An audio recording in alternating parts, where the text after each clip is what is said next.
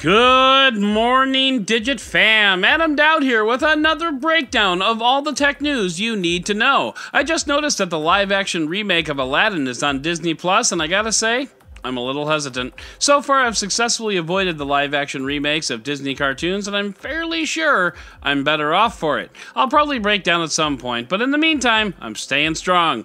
But for now, it is January 9th, 2020, and this is your Digit Daily.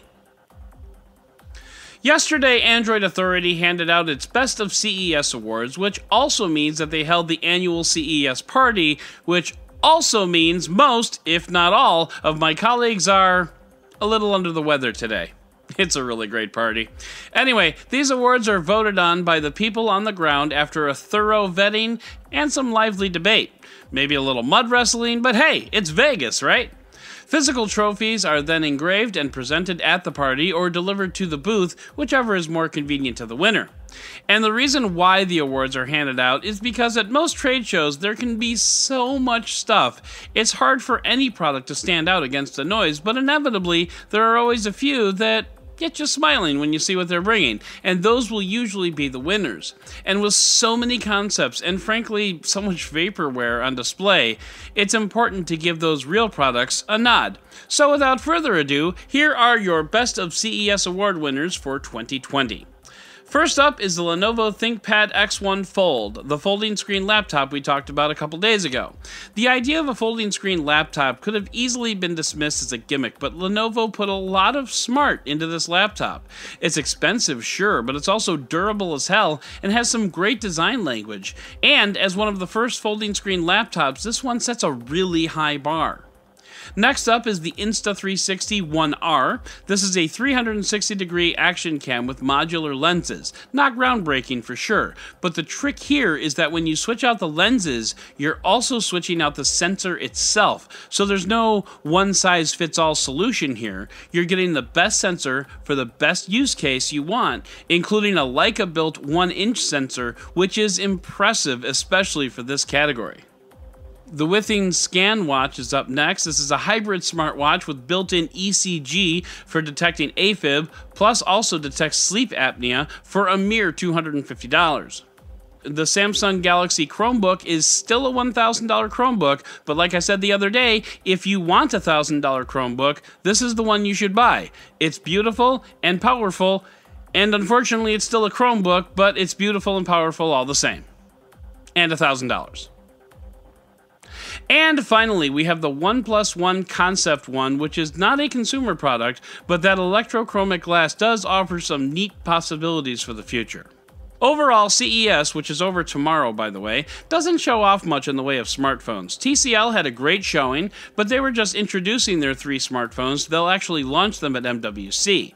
That being said, I really like seeing everything that CES had to offer this year. It was one of the most exciting shows in recent memory, with some awesome new technology. And yes, a very, very healthy dose of vaporware that will never see the light of day. Can you say robot pillows? But for the rest of today and tomorrow, we can take a nice relaxed approach and really digest everything that came out of the show. Also, be sure to tune into the Android Authority Podcast tomorrow, comprised of our team on the ground talking about everything they saw. But in the meantime, it's time for the Roundup!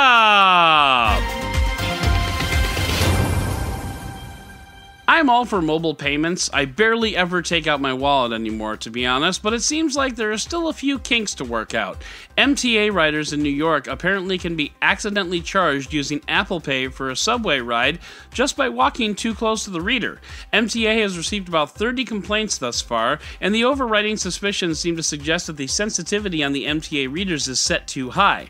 Of course, another issue is the air-quote convenience that Apple built into Apple Pay that lets people tap their phones to the reader without authentication via Face ID or Touch ID, which is super convenient, but is it really hard to ask users to launch an app before tapping to prevent this very thing from happening? We're still trying to figure this stuff out, folks, but we'll get there.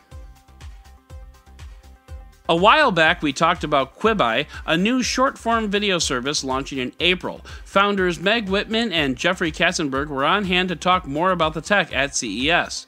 Quibi, short for Quick Bites, is intended for mobile devices and can work in both portrait and landscape using a technology they call Turnstile. Turnstile allows a user to switch between orientations and get an optimized view either way. In landscape, you get the whole scene, while portrait mode will focus on the protagonist, and it does it all seamlessly. They do this by having the creators deliver 2 fully cut versions of their stories, one cut for landscape, one cut for portrait. The scenes are then stitched together for Quibi and delivered. It's hard to demonstrate on an audio podcast, but it's a really cool idea, and while the idea of hashtag yet another streaming service, aka hashtag yes, is off-putting, I might try it out for a bit just to see how this tech works.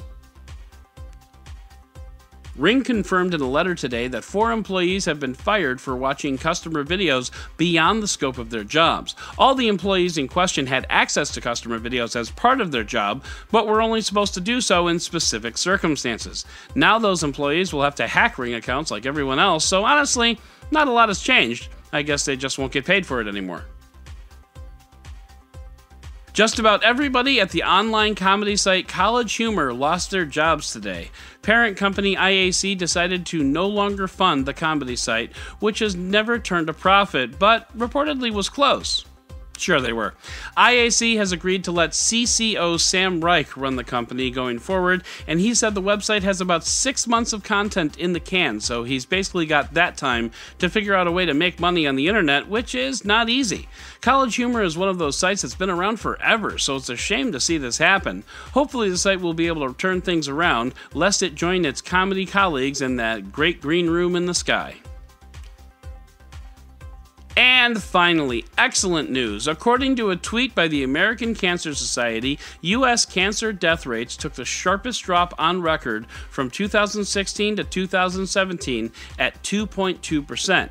Overall cancer death has declined by almost 30% from 1991 through 2017, which is wonderful news because, well, cancer. It right in its prostate.